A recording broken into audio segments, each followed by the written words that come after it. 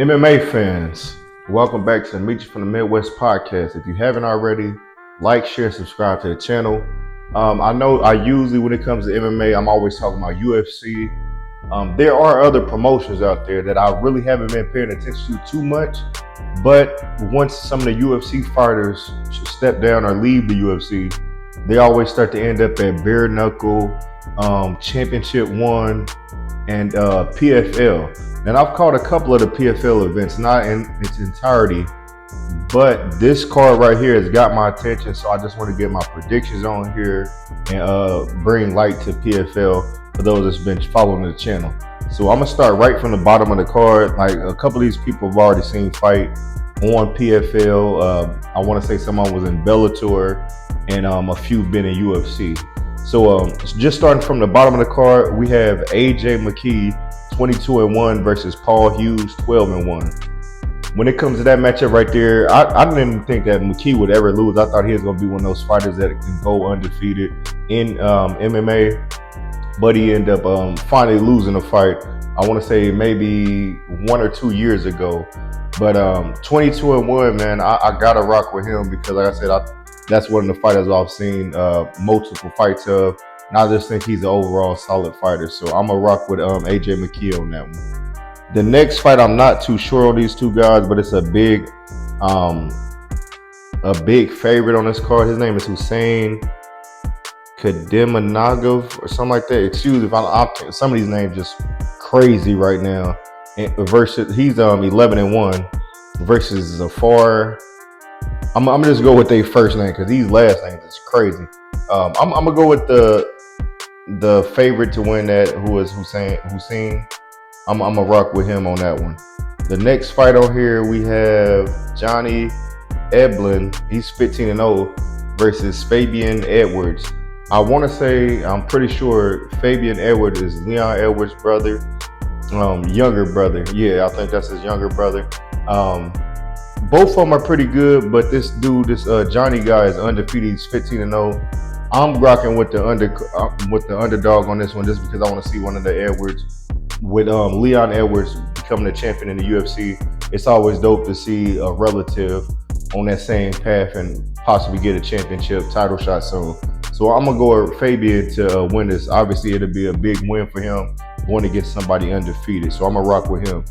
The next fight on here is one of the women I thought in MMA was never gonna lose, but she ended up getting beat the hell up by Amanda Nunes when she finally did come to UFC. Everybody was always so focused on this woman, and she finally came. If you don't know what I'm talking about Chris Cyborg.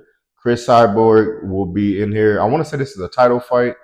This will be the co-main event. She is 27-2 versus Lissa Pacheco 23-4.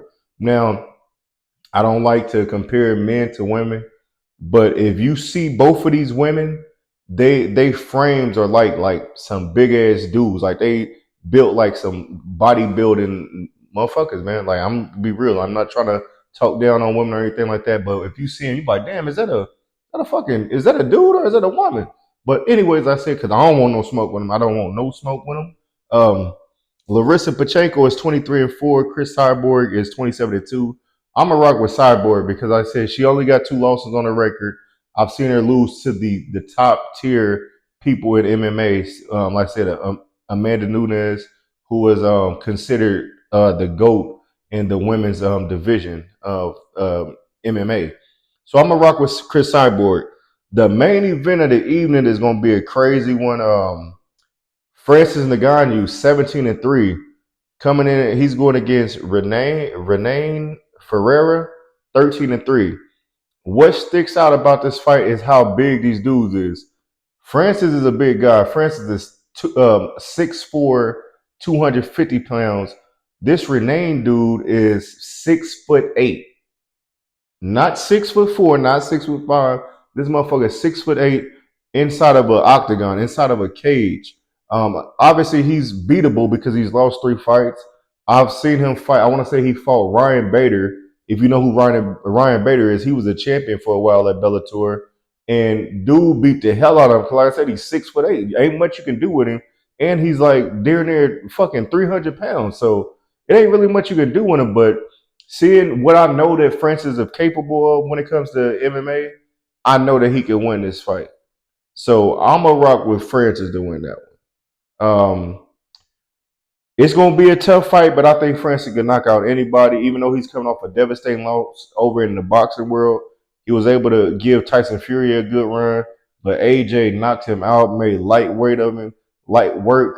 That's the only time we've seen Francis get knocked out. Now we know usually when a fighter gets knocked out on the big stage, they chin goes, and then they start looking very they look like they can lose finally, and I just think that I want Francis to pull this one off, man, just because of all the controversy he's faced getting out of UFC, going to do boxing, and now going back to MMA. So I'm a rock with Francis on this one. So those are my picks for the card. Again, from the bottom, I am rocking with what's and where it go?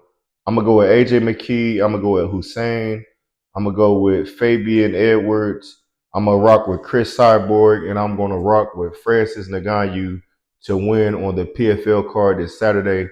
Make sure y'all tune in, man. Like I said, it's not UFC, it's PFL. It's pretty much the same thing as MMA. I think they just go off a point structure instead of like a ranking structure. It's pretty dope, but I like they set up. Like I said, it's going to be a good fight. These people right here that I've seen at least four of these people fight on the card. So I'm looking forward to see how this card play out. So like, share, subscribe to the Meet You from the Midwest podcast for your latest MMA updates on Facebook, YouTube.